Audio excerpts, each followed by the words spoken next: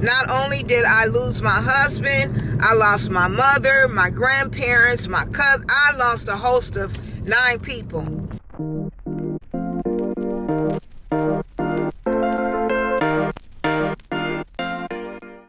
Hey YouTube, hope all is well. This your girl Charlie, on my way to Stockton to go see my daughter. She's actually moving today, and so I'm going out here to help her. But I turned the camera on because I want to talk about what happens, the transition that takes place after you turn 50. Can you really do it? Are you really prepared? Well, I want to tell you that after 50, well, actually after 46 for me, I lost my husband. And this is when the transition for me started.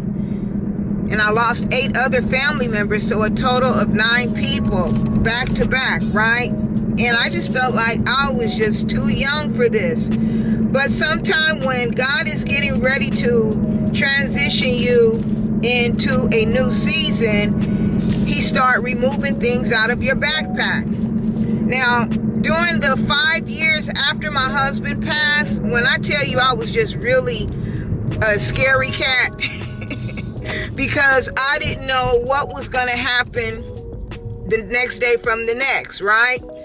We had ran a beauty and barber salon our entire marriage. Actually, that is how he and I got together. But we had ran this beauty and barber salon, and when he passed away, because of the circumstances, I was unable to keep the salon. And I was not prepared.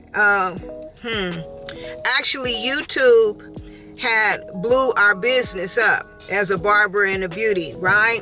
When we moved to Stockton back in 2004, I was a real estate agent as well as a hairstylist. But when I moved to this city, I recognized that they needed hairstylists. And I was from the Bay Area. So brought our business here. One thing led to another. Business blew up, right? And we always had great business, even when we were in the Bay Area. But our business blew up thanks to YouTube. But it was still a lot of things that I didn't know and I wasn't prepared for. And that's how life happens. You're not prepared for some things that's gonna occur. It's no way you could be the most organized person it is, but there are some things that is just going to catch you off guard. That's how life be happening. And so when my husband died unexpectedly in 2012, after a movie and dinner date, it totally knocked me out of the box. And so realizing from there, I did not have what I thought that we had. I was 46 years old. Not only did I lose my husband, I lost my mother, my grandparents, my cousin. I lost a host of 9 people. Before I met my husband, I did live by myself, right? But I thought I would never live by myself again because I was just so afraid. So my daughter and I, we lived together for 5 years, you know, and she had a baby, my son, he had some children, but I was still financially depressed and scared. But this is during the time that God was going to get my attention. Actually, in 2014, He got my attention to rewire me. So 46 is when it started. I eventually moved to San Francisco. I got a job driving the bus in the city and by myself. Met my first apartment. It was brand new and I was just so proud of myself. But it was really the start of things changing for me. See, sometimes after 40 or 50, some things have to be eliminated. You're not the same person you were when you first moved out of your mom's house, you know? And you're not the same person you were if you were married. You're not the same person that you were if you've been single up until this time, right? You're different. because you've been growing all the time, even though it seemed like sometimes that you're not growing, but you have been. Either growing or your growth has been stunted. But whatever you can do, that means job changes. Like, I was a hairstylist forever, and I never thought that I would not be a hairstylist. I enjoyed being a hairstylist, and it was something that my husband and I did together very well, right? But that would change also. I eventually became a life insurance agent so I could help women like us, to know how to be prepared. So it's a lot of things that go into you transitioning into your new life, whatever that may be. But you can do it. You have more in you than you give yourself credit for. Is it scary? Heck yeah, it's scary. Anything that's new and you're not for sure if it's gonna work or not, it's scary. But I tell you, when I moved to the city, now I moved to the city in 2019, right? 2020 is when the pandemic happened.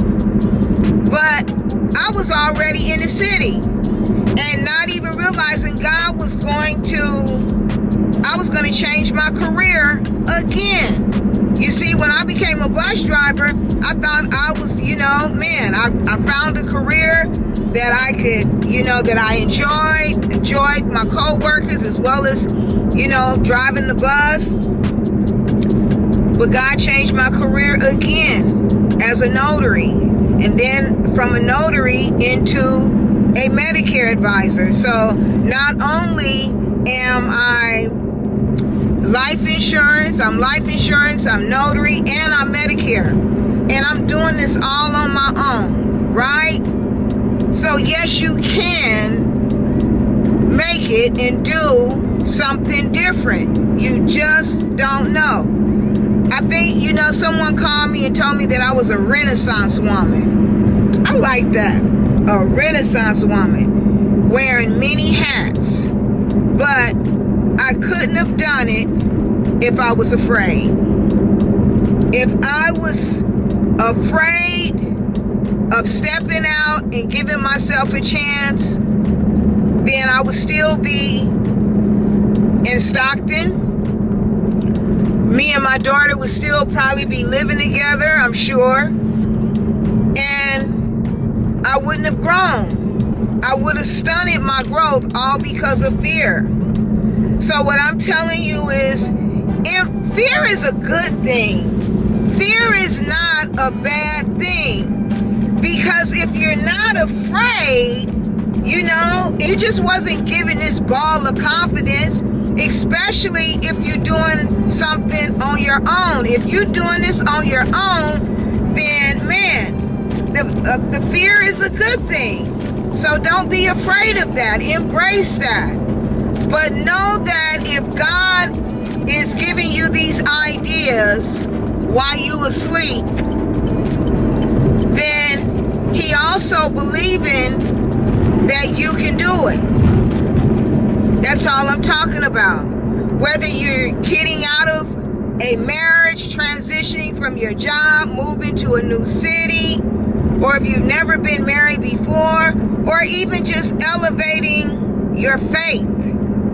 That's all I'm talking about, because even though I had went to church just about all my life, it wasn't until my family started passing away that what was put in me now needed to be activated. And in the activation, God was going to give me the encouragement that I needed. Romans 8:37 reminds us that we are more than conquerors. Wow. He said, if I feed the birds, if I take care of all of this, oh, you of little faith, you don't think that I got you? You see what I'm saying? So he got you. So, and let me tell you this too. Sometimes it's better for you to keep it to yourself. It's better for you to keep it to yourself. I remember when I started putting in applications to move to the city, I didn't tell my sons. I didn't tell them that I was thinking about moving, you know. And when I left, I gave my daughter my apartment.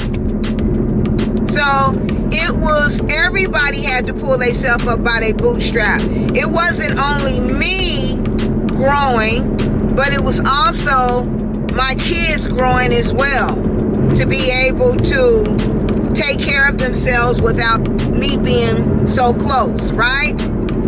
So this is a good thing for everybody, you know?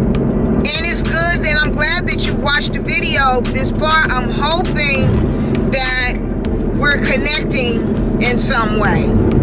I hope you haven't clicked off yet, because what makes it so authentic, what makes your book so readable, is because the book can't be written where you're just reading and thumbing through the pages and it's nothing exciting. No, it has to be some twists and turns. It have to be some